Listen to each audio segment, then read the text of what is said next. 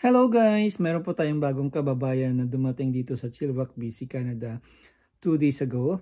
At syempre bilang isang kababayan, lagi po tayong handa at tumulong at mag-guide para sa kanilang panibagong journey here in Canada.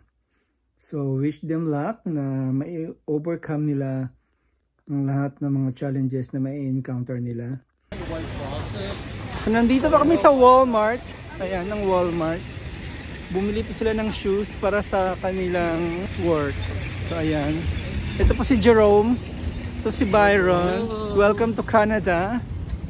Mga bagong salta po sila dito sa Chilliwack, BC. Ayan. It's cold daw. Second day pa lang nila kaya cold pa talaga. After ko sila samahan bumili ng kailangan nila para sa panibagong journey nila here in Canada.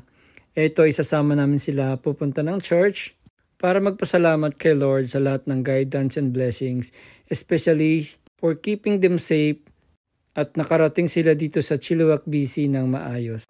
After namin mag-church, diretso kami sa restaurant together with friends para i-welcome sila and give some advice and tips based on our experience dahil ganun din ang aming work nung nag-start kami dito sa Canada. Kaway kayo muna kayo dyan. Parang almost dollar lang. Dollar lang.